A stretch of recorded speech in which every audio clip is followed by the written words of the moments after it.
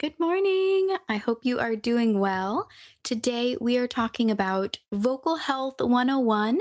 So, all you need to know about taking care of your voice, the basics of anatomy, how different food, drink, and medication affects your voice, vocal technique, um, if we have time, we can also talk about voice rehab and what to do when you're sick. So let me give you just a bird's eye view of what we'll talk about today. First, just a general understanding of vocal anatomy. Won't go in depth. Um, and general voice care. So things that regardless of who you are, these are things we can say everyone should keep these things in mind. We'll talk about technique, things that we can all be doing to keep our voices healthy. Again, we'll talk a little bit about food, drink, and medication, common injuries and signs of injury. And we'll touch on if you do need more intense care, what kind of voice doctor you should look for, or what kind of doctor you should look for, I should say, and what that might look like in terms of their analysis of your voice and then treatment. Um, so, first, just a little teeny tiny bit of vocal anatomy. Your vocal folds are tissue that are housed within your larynx.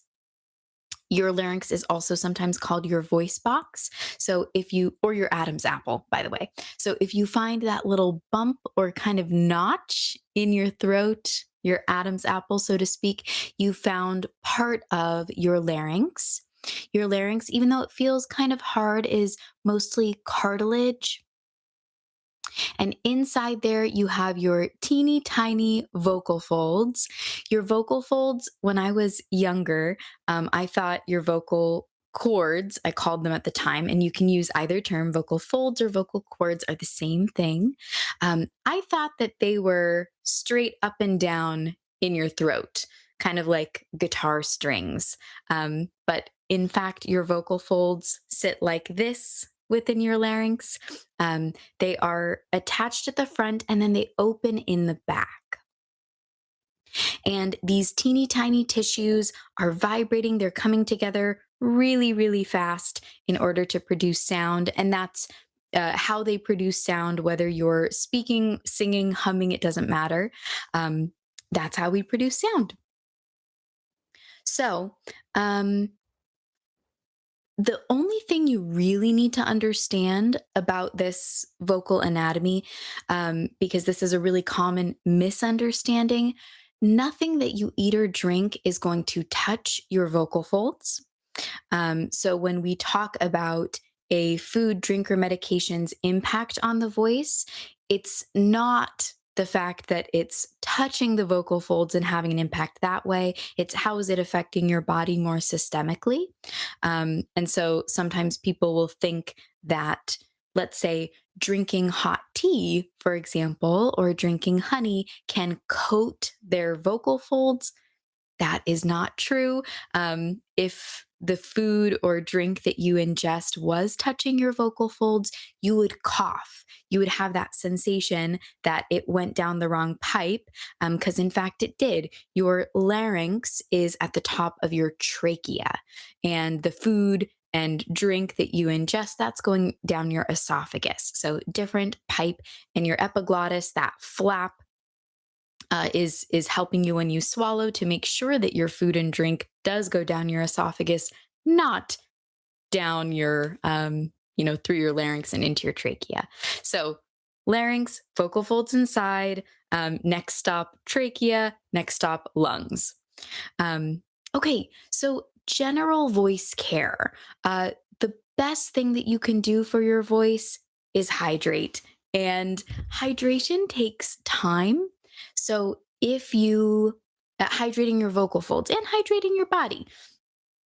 So if you have a performance and you have not been hydrating, for days or the hours leading up to the performance, and then it's time to go on stage and you just start chugging water, um, that will not do you as much good. And in fact, it might not be the best time to be chugging water because you're about to step on stage and you might need the restroom sooner than you'll be able to use it. So You want to give yourself at least an hour, and some people would say more, for that water that you drink to actually hydrate your vocal folds. Why is it important that we hydrate our vocal folds? Hydration is important for your body in general, but specifically with the vocal folds, you have this thin mucus layer or the mucosal layer. And if we're not hydrated, if we're dehydrated, that mucus is thicker and it can get in the way when you are trying to sing. If you have that sensation like you have to clear your throat, that could be excess mucus or thick mucus on the vocal folds that now are impeding your vocal folds' ability to come together nicely and vibrate in the way that we're used to. So, the last thing we want is that having to cough or clear your throat sensation. So, best way to prevent that is to hydrate well in advance. Um, if you have a performance or something important coming up that is going to require voice use, your hydration can increase in the days beforehand. That way, you don't have to worry so much about day of hydration. You're already hydrated. And again, giving yourself hours rather than minutes to hydrate is a good idea. Um, Another tip for general voice care, controlling if you have any allergies or reflux, controlling both of those with lifestyle changes, diet, medication if necessary. Um, these are two very, very common issues that can affect your voice. So, your allergies, if you're coughing, that's bringing your vocal folds together quite abruptly, quite harshly. If you have postnasal drip from those allergies, then that mucus can drip down the back of your throat. Sometimes it can drop onto those vocal folds and cause irritation. And then reflux can cause irritation the other way. So if you have acid reflux, GERD, anything like that, then that extra stomach acid can come up. And if it's really severe, if it's laryngeal acid reflux, it can actually burn those vocal folds and give you a sore throat, swelling, irritation. So if you already have an underlying issue of either allergies or reflux, then we need to deal with that, and not try to fix the problem, fix the sore throat or whatever you've got going on with vocal exercises. We want to look at what the root cause of that irritation is.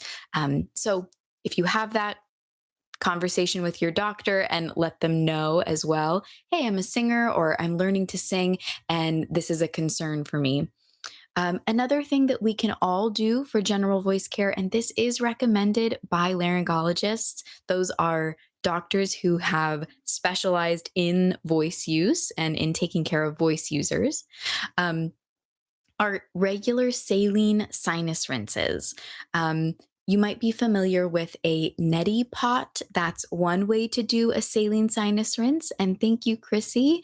And the Joker, I would say a 30 Day Singer's website has different content than YouTube. So take that as you will. A lot of it is written by me, but the content on the site is different. So if you did go there, you would not get the same lessons. YouTube, we do live lessons and then very very short lessons, and the site has more courses. So 30-day courses, 14-day courses, few day courses. Uh, but all, I hope, very useful and quality content, regardless of where you're getting it. So you might be familiar with a neti pot. You can Google that quickly if you haven't seen that. That's just going to look like a little teapot. And the idea here is you're taking water that's been previously boiled or distilled and is warm, not hot, but just warm enough to be comfortable for you to be pouring it into your nose. And then the solution is typically a little bit of salt and a teeny bit of baking soda. You can also buy this solution pre-packaged, and usually if you buy a neti pot or a squeeze bottle for a saline sinus rinse, it's going to come with packets. However, when you run out of packets, you can just make your own solution. I make my own solution. And again, it's just a combination of salt and baking soda, and you can look up what the ratio of that should be for the amount of water that you're going to put it in. So the idea is that we're rinsing our nasal passages either with that neti pot, or I have a squeeze bottle. I find that just easier to use and works with gravity a little bit more. So you're leaning over a sink, you have this squeeze bottle, and it has your water, salt, and bicarb solution. You're squeezing it, it's going up one side of your nose and then out the other. You're breathing during that time through your mouth. Um, you should not have the sensation that you've just jumped into a pool. Uh, and you definitely shouldn't cough or get any water down your throat as long as you are leaned over the sink. Um, it's Some people really hate that sensation, and I totally get it. But I am also a person who hates jumping into a pool without plugging my nose. And this does not feel like that at all. Especially if the water is warm. If the water is cold or too hot, that can be very painful because the skin inside is quite sensitive. Anyways, so a saline sinus rinse that will help you to deal with allergies. It'll also help you to deal just with pollution. If you ever blow your nose and it's kind of dusty, especially if you've been outside or live in kind of a dusty environment, this is getting that out of our nasal passages so it doesn't cause any irritation or problems for you. Another thing for general voice care is considering the humidity in your area. So, if you live in a very dry climate, then having a humidifier in your room, particularly in your bedroom, or doing some sort of steaming can be really beneficial for you. Um, Internal hydration is more important. This would be a little bit more topical hydration. Um, but it can also be helpful. I know I live close to the coast, so it is plenty humid, plenty of water in the air where I am. But if I go to visit my family, they live in the desert, or if I go, to LA to work, also I'm bringing a humidifier if I have important singing to do, because I feel it. I wake up in the morning and my throat is dry. So if you live in an area like that and you're not acclimated to it, then a humidifier would be a good idea. Um, there are personal steamers that you can use. The jury is kind of out on how much use those are. So when I say personal steamer, I mean like a little, maybe a Vicks personal steamer. I've had one of those before, and you're inhaling the steam. Um, those water droplets are not quite small enough to actually settle onto your vocal folds and have a really hydrating impact. Um, and then the danger of that is that if it's too hot, you could burn yourself.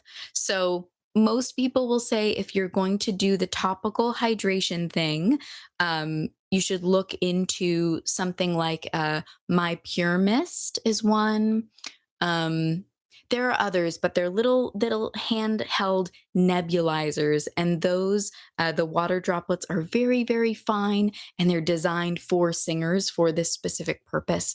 Um, so if you're interested in that, look up nebulizer for singers. And then last thing we can do for general voice care is avoiding smoke inhalation, or being in very smoky areas. Smoke we know is so irritating to our voice, um, and to our throat. So general stuff aside, let's move on to technique. And Chrissy, awesome, says have a humidifier as well, and then nebulizers we're talking about. So let's see what comes up if we just look up nebulizer for singers. So I mentioned the My Pure Mist. um, My Vocal Mist would be another one.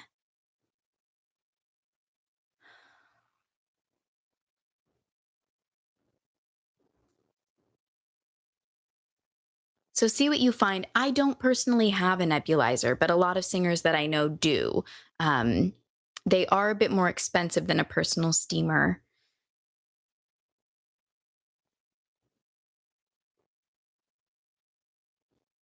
Yeah. Vocal Mist looks to be a popular one as well. Okay, so let's talk a little bit about technique. Um, we have this, or at least I grew up with this kind of healthy singing versus unhealthy singing binary. And when we heard sounds that, I don't know, sounded healthy, whatever that even means, or sounded not too taxing on the voice, or sounded, more classical, we would say, oh, yeah, that's healthy singing, and you'll never hurt yourself. You'll never get vocal injury if you're singing healthily. Um, and then we would hear other sounds like really loud, heavy belting, distortion, screaming, vocal fry, all of these things. And we would say, oh, that's unhealthy. That singer is putting themselves in danger by singing in that way. We know more about the voice now. And we can say that there is no such binary of healthy versus unhealthy. Every singer, every voice is different, and we cannot judge by just the sound. Um, you might hear a singer using distortion or singing really loudly and heavily, and you might think, oh my goodness, if I tried that, that would hurt me. Um, but they are not you. We cannot make that judgment. Um, so all you can judge, and all you should be judging is as a singer, um, what it feels like. And even for yourself, don't rely just on the sound. Um, the reason I say this is I've experienced this myself, that some sounds that I make feel taxing, feel difficult, but they don't sound taxing or difficult. And other sounds, it might be loud, it might sound very effortful, but it doesn't feel that way. Um, an example is I had a few gigs where basically the choir was in the background and was singing kind of the same note for a really long time, like pages and pages. You're just singing ooh, and you're taking breaths, and then you're coming back in ooh, and you're just sustaining this note. If I asked you, does that sound like it would hurt me? You would say, no, absolutely not. It's quiet, it's, you're in head voice, it's not overly breathy, no big deal. That was one of the most tiring things I have ever done. Way, way more tiring than if I was singing, some might call, full voice, singing full out. Um, so even for yourself, don't judge the sound alone. Consider the feeling that you're getting, and trust your body. Listen to your body's cues. You might, let's say you do something that isn't sustainable, like you couldn't do it for hours. You might experience pain in the moment, or you might experience hoarseness or pain after the fact. So later in the day, or even the next day. Um, so start to pay attention to your body's cues. Again, every voice is different, every body is different. Um, Certain sounds that we make, we might say they cost a little bit more. They use more energy. There's more vocal fold contact, meaning, if you keep doing it over a long time, it will be more taxing. In the same way that we have physical exercises, singing is a physical exercise. Um, we have physical exercises that are more taxing than others, right?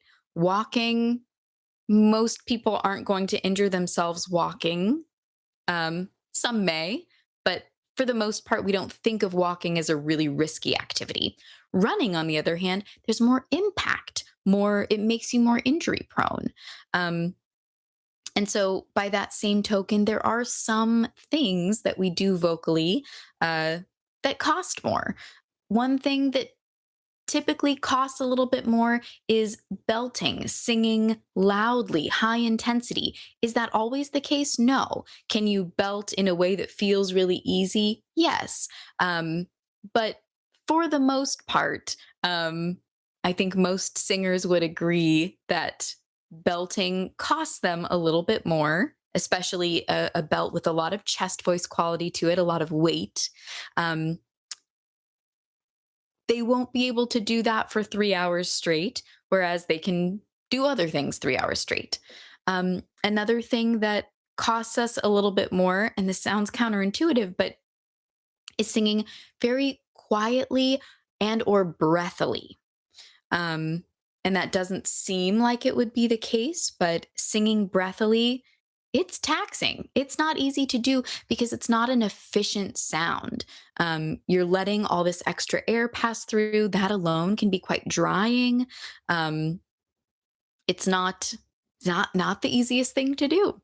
Um, so, what can we do? What can all of us do technique wise? And let me see first if there are any questions to address. So, the Black Jewels was saying screaming metal style. So, totally. When I grew up, I thought either these singers are wearing out their voices, they're going to be in trouble, or they're just lucky. They can do that and it's not going to hurt them. Um, Now so many more people are learning about distortion and learning how to teach it in a sustainable way, learning how to do it in a sustainable way. I don't specialize in distortion, but there are plenty of folks who do, and distortion is one of those things that it sounds really effortful. It sounds like it's going to hurt you, but that doesn't have to be the case. Um, is it more taxing? You'd have to ask a metal singer who screams. I would assume so, but that might not be. Um, so, things we can all do technique wise to keep ourselves healthy, do warm up. I know it's hard to do, especially when you're excited to just jump into whatever song you're working on. But do warm up and consider cooling down as well. So, what would a good warm up entail? A good warm up would start gently and usually semi closed. So, when I say semi closed, we're not just singing open vowels right away. We're singing something like lip trills or humming, ng, singing through a straw. So there's partial closure there that's really helpful and supportive for our voice, really easy to get good coordination going. Um, and then your warm up, a good warm up, will gradually widen in range or increase the range. It'll gradually get more intense and use more open sounds. So, that's in general. Uh, it's also fine to start your warm up with narrow vowels like a ooh or ee. Those as well tend to be pretty gentle and easy on the voice. Um, and I would say usually our warm up starts a little bit lighter and then gets heavier as we go. Or we're starting, with just our speaking voice and our head voice, and we start to put those two together. Um, and then we're adding intensity, increase volume. A cool down does the opposite. Oh, also staying more. So probably your first warm ups, you're not sustaining for too long or sitting on notes for a long time. As your warm up progresses and the intensity increases, then you'll work toward more sustains, more volume, things like that. A cool down, it's not always necessary, but a cool down would do the opposite. So a cool down would go from wide range or more intense back to a narrow range, basically taking your voice back from singing mode into speaking mode. My favorite cool downs are also my favorite gentle warm ups. So those things like lip trills, NG, singing through a straw were rebalancing the voice and helping to take down any swelling that might have occurred. Swelling, I know that sounds scary, but swelling happens. Swelling is some would say inevitable. And a cool down can help to take down that swelling so you're not remaining swollen. Um, Another thing that we can do technique wise is to pace ourselves. And this kind of goes along with the idea of like certain sounds cost more. So understand the vocal demands of the piece you're about to sing and spend wisely. Um, but vocal pacing would be throughout the day, especially if you talk a lot for your job, throughout the day, you're taking frequent breaks. Um, let's say on your lunch break, if you are feeling, whew, I'm feeling tired, I'm feeling a little bit hoarse, you're not spending that time on the phone. You're actually giving yourself a proper vocal rest. Um, and last would be to listen to your body's cues. Uh, you know your voice best. So, as a voice teacher, I'm constantly asking my students, how did that feel? It it can sound great to me. It can look good. No visible signs of stress, but I have to ask. Is it feeling okay? Because you know that, and I don't have a way to know that. So, just one more thing about technique, because I mentioned vocal rest.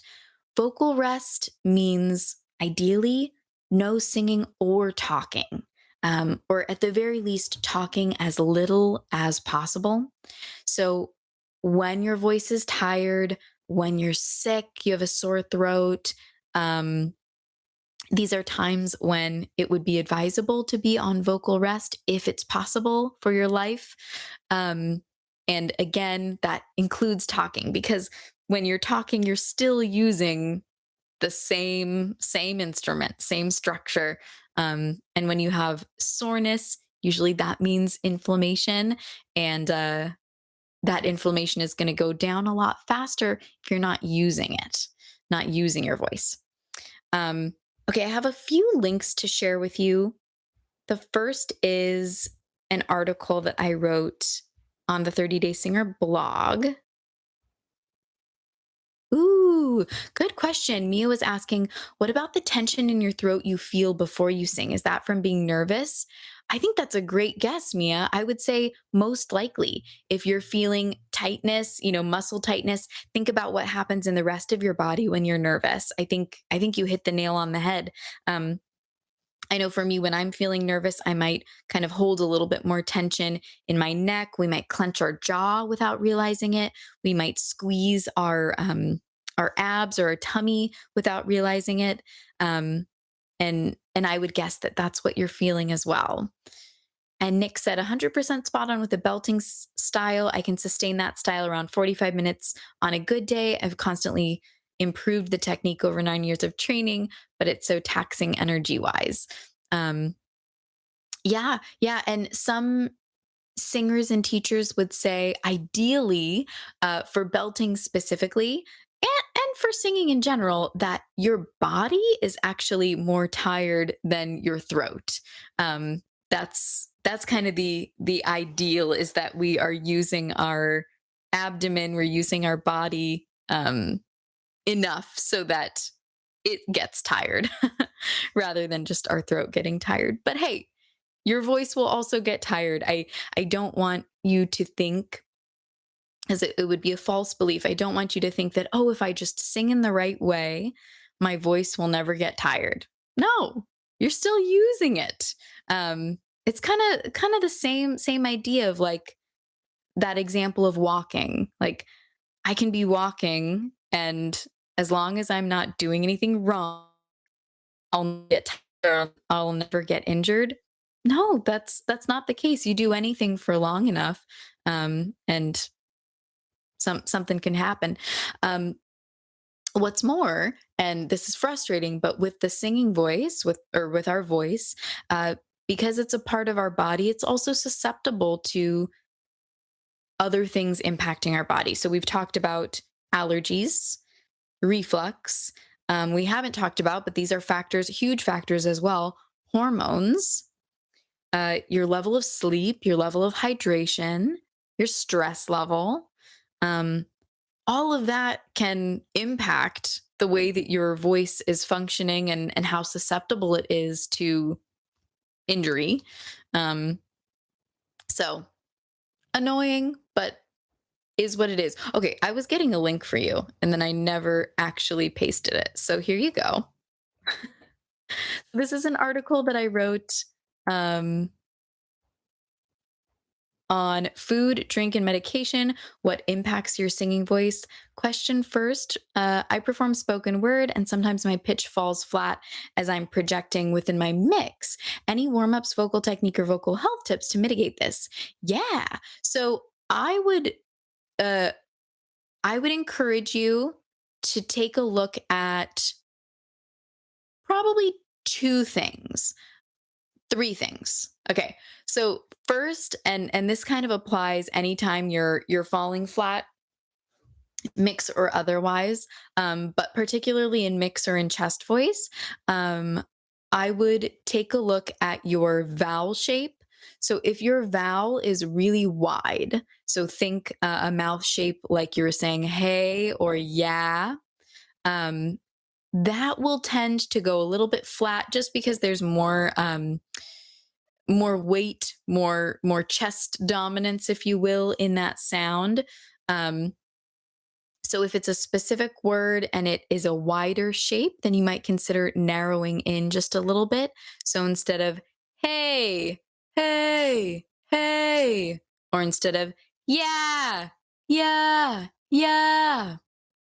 Um, Second thing to keep an eye on would be in what order should I say this? Well, second thing would be your volume. So if you're using a lot of volume, I would say see if backing off the volume just a little bit, not all the way, but just a little bit, helps you to stay on pitch, so to speak. Um, and then third would be, are you supported? Are you feeling some sort of connection with your abdominals when you're singing? If you're not, it is very easy to fall flat. So, what I would do for that, warm up and vocal technique wise, I would establish a good connection with your breathing muscles. At the start of your warm up. So, my favorite would be starting on a hiss. See if you can get your belly pulsing on that hiss. See if you can sustain that engagement from a hiss to a hum.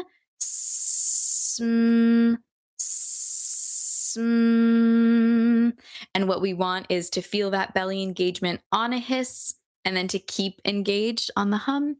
Another thing you can do is work just on your onset. So that same pulsing hiss,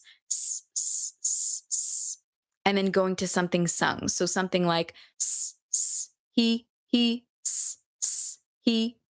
And you can see I've got my hand on my rib cage, and you can see I'm kind of bouncing because my belly's engaging each time. What that does is it trains us to engage these muscles at the very start of our sound making. And then if you're doing that regularly in your warm up, that starts to become second nature and you don't have to think about it. But again, that's super important to sustaining our pitches and not falling flat. Because now we have more help with our breath support or our breath control. I'm gonna take a drink of water and then answer the next question.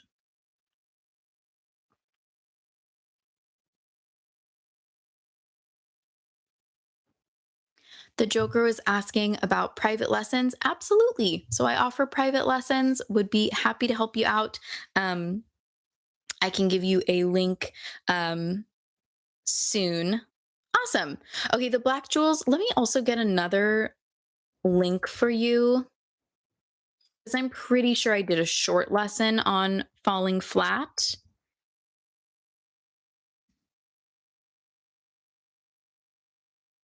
Okay, so these might be the same tips that I gave you.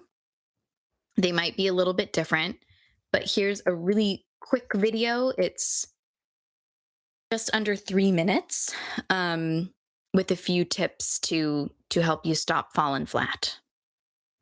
And yeah, I think that's good. Okay. Um, Let me also get that lesson link for you.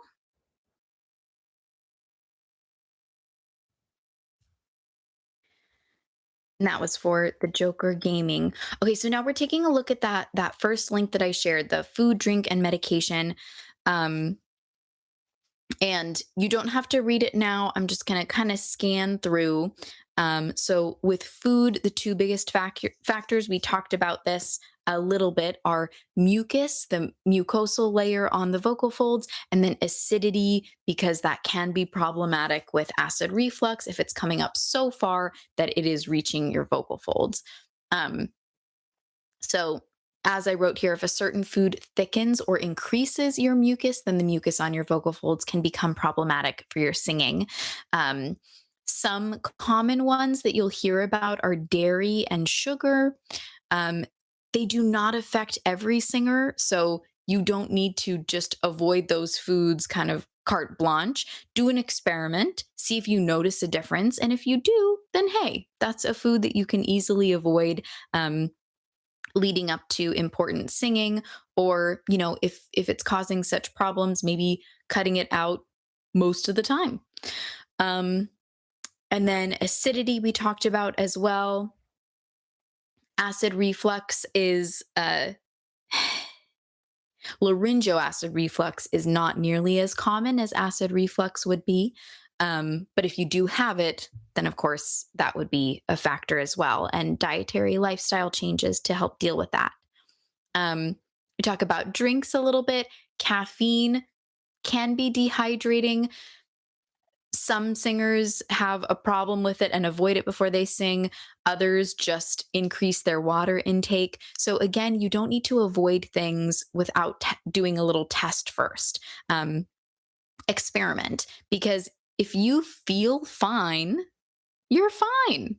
If your singing is cheese after a cup of coffee as is after a cup of water, then there's no need I can think of, no reason I can think of that you would have to avoid caffeine just because it affects some singers. So experimentation, good. um, and just a note on like tea with honey and lemon, that's kind of the go-to throat coat. Singers really like that. There may be ingredients in there that help to take down swelling or that have antibacterial properties, particularly with something like manuka honey. um, However, I think some people, I'll just put it this way: if you notice a difference, then awesome, that's that. And if you don't notice a difference, then it's not worth buying a product and continuing to use it. Um, you know, uh, it's also, it feels good to drink warm tea with honey. So, is it touching your vocal folds? Is it having an immediate impact? Probably not. But it can be soothing and hydrating just in your mouth and throat. So, if that feels good, then great. Um, Coffee we talked about a little bit with the dehydration, and then alcohol also can be dehydrating. The kind of funny thing about alcohol is that night you might actually find that you sing better because you're a little bit looser, you're more relaxed. The next day you might find that swelling sort of kicked in. So with alcohol, it's something even more to avoid the day before an important performance. So if I had, say a recording session in the morning, I would not be drinking alcohol the night before. But if you're out at karaoke and you're drinking the same at the same time that you're singing, you're probably going to be fine. Again, experiment, and depends on the amount as well. And then medications, as I said here, medications can have an even more acute impact on the voice due to their concentration and frequency of use. And that just makes sense. I believe this link that I have here, let me follow it to see where it takes us. Okay. So this link is a article talking about some common medications and things. It's the singing voice, special considerations for evaluation and treatment. Um, you can also look up or ask your doctor if you are on a medication, you know, that you take regularly. You can ask them about how might this impact my voice, or is there a known impact on the voice? Um,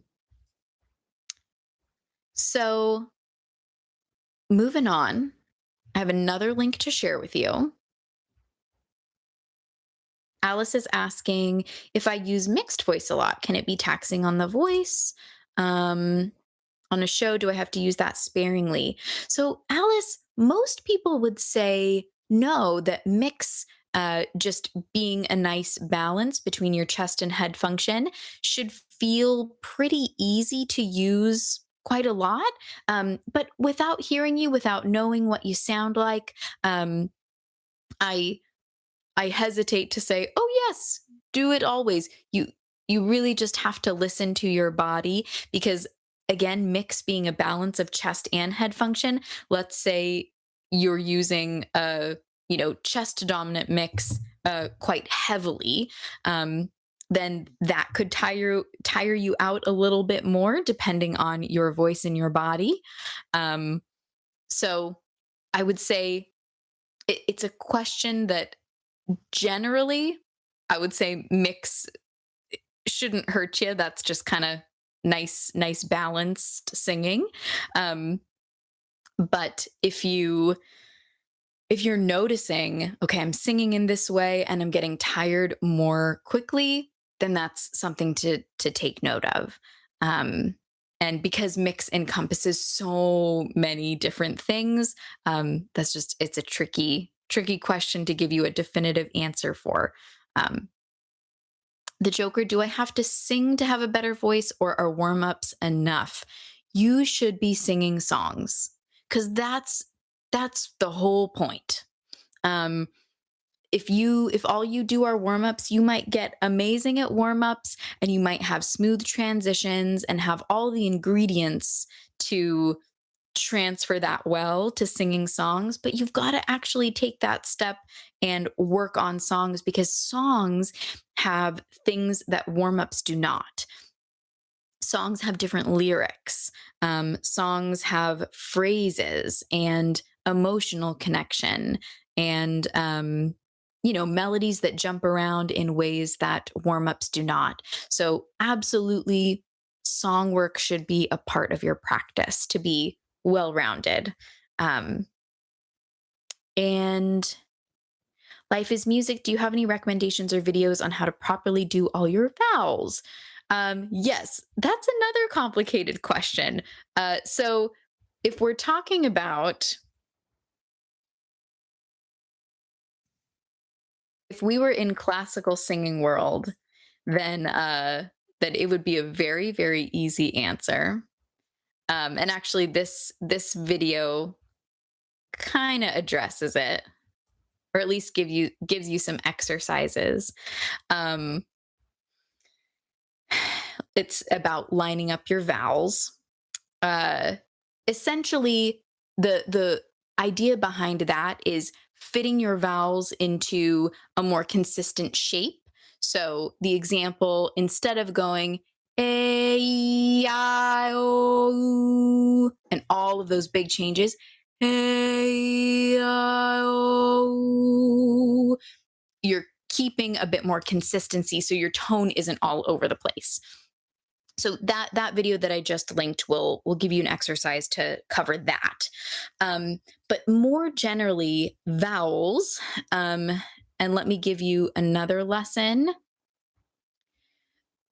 Vowels are things that are so changeable, so moldable, and there is not one proper way to sing, say, an oo vowel or an e vowel. It depends on the pitch, the intensity, the desired sound.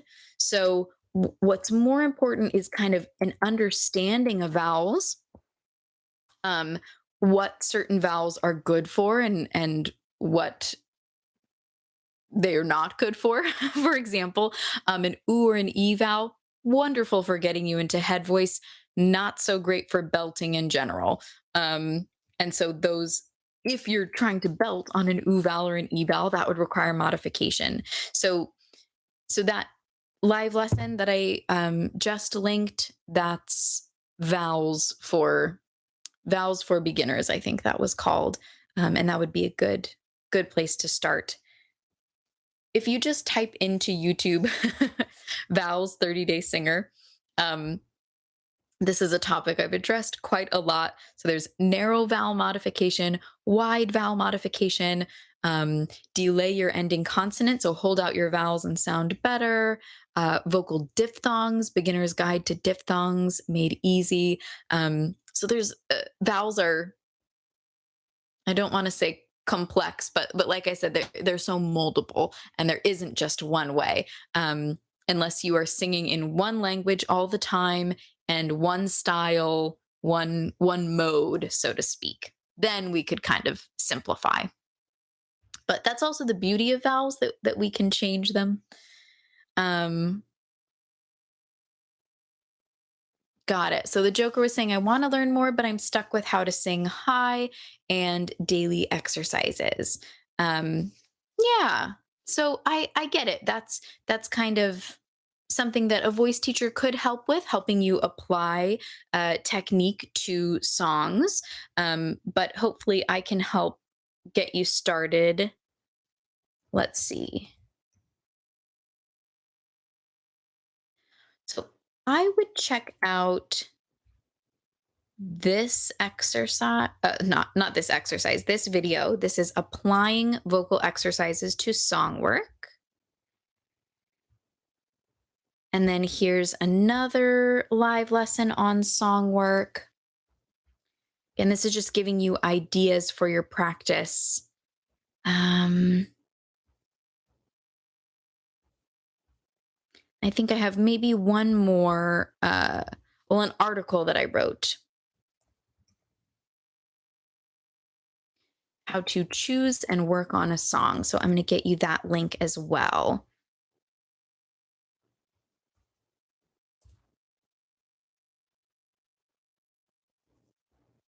Nice.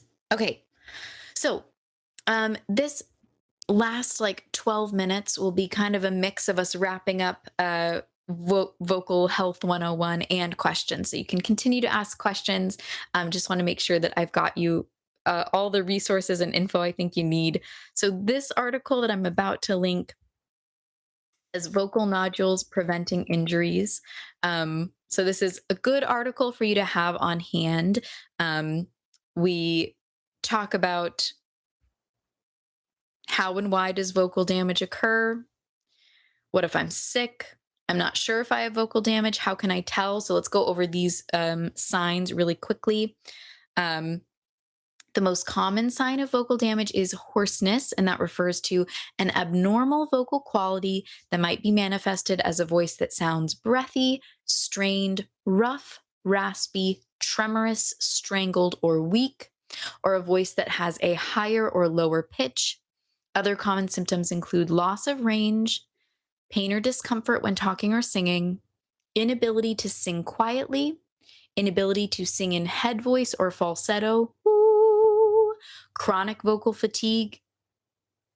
If you've been hoarse or experienced any of those symptoms for 2 weeks, that's when you want to go on complete vocal rest, no singing or talking, and call your doctor to make an appointment. I left a note in here, tell them you're a singer, ask if they'll refer you to a laryngologist who specializes in the voice. And then the rest of this article talks about some of the more common vocal injuries, the signs and symptoms. All you really need to know, because I don't think that you should be worried. All you really need to know is most vocal injuries happen over a long period of time. They don't happen suddenly, or at least the common ones. Most vocal injuries do not require surgery or extreme intervention. Most injuries, you would be prescribed vocal rest, therapy, speech therapy, or voice therapy, lifestyle changes, perhaps. Um, but, sometimes people are afraid of getting checked out because they don't want surgery. And you just need to know that is very, very rare that you would require surgery for your injury if there is injury.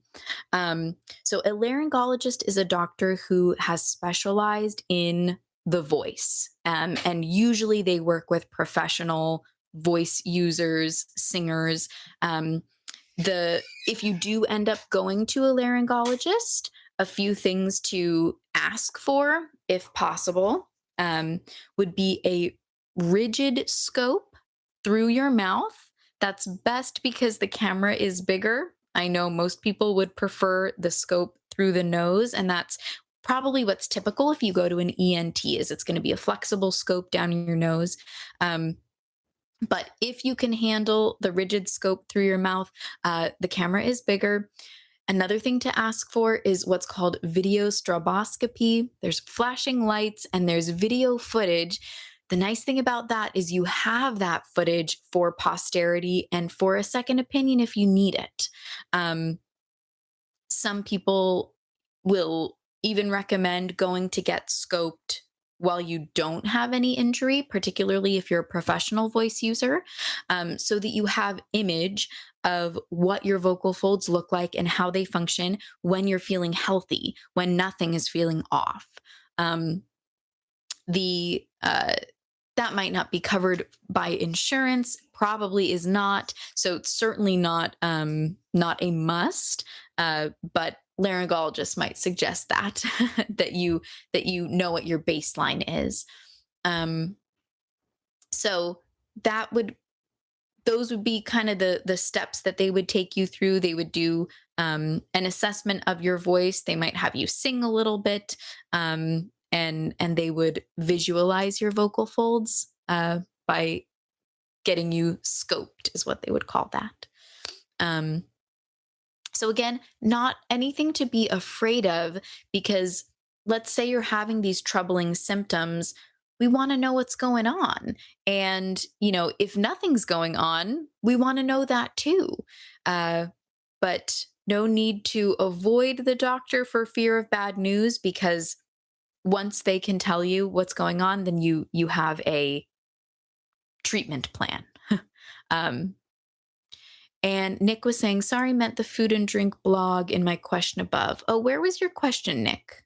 Got it.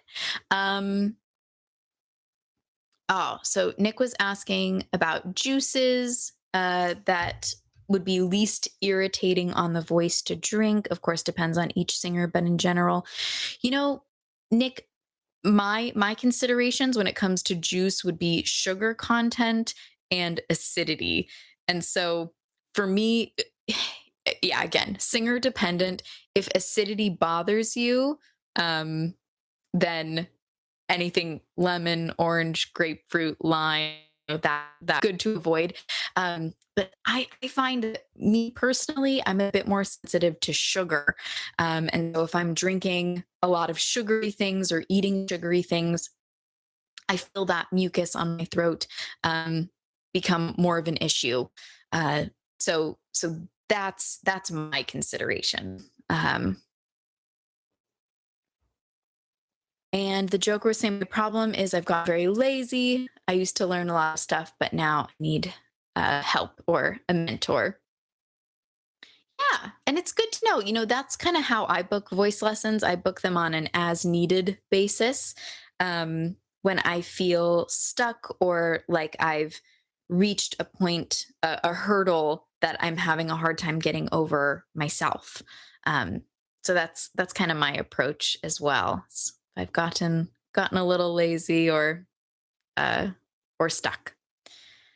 Um, so one thing we didn't talk much about is what to do when you're sick. We talked a little bit, but the kind of general vocal health things would apply to when you're sick as well. So hydration, saline sinus rinses, humidifier, obviously, avoiding smoke or other irritants.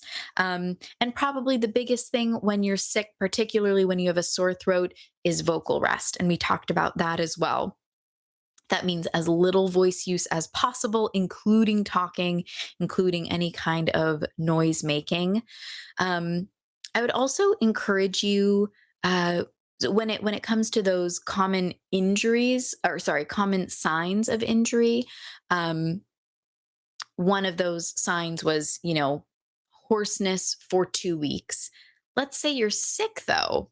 Um, for me personally, I wouldn't get concerned until my sickness has cleared up.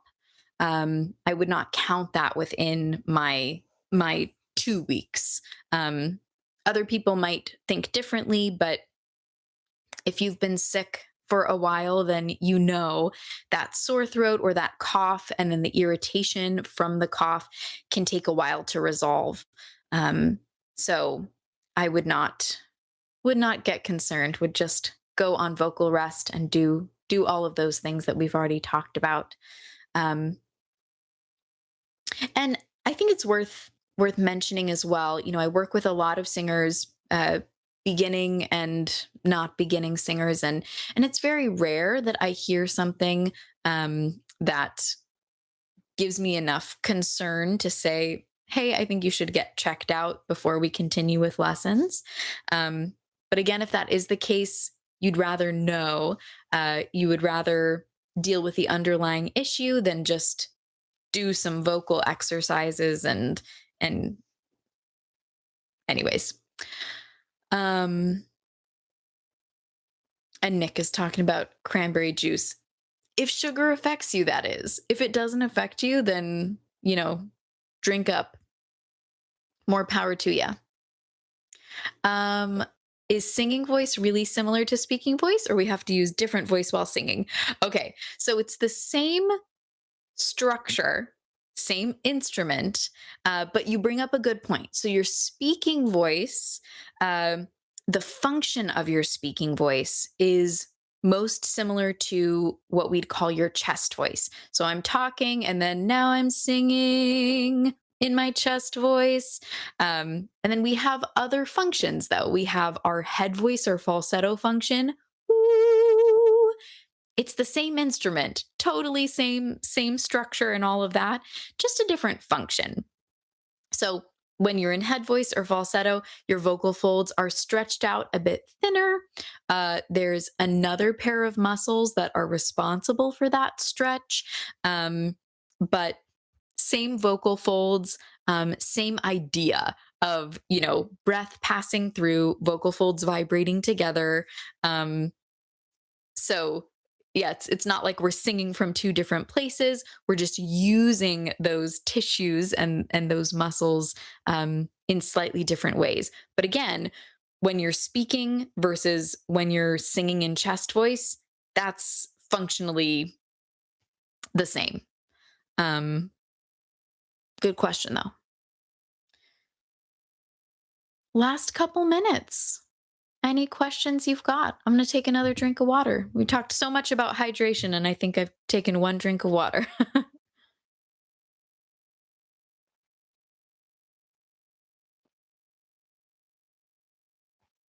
But I like that question because I think um,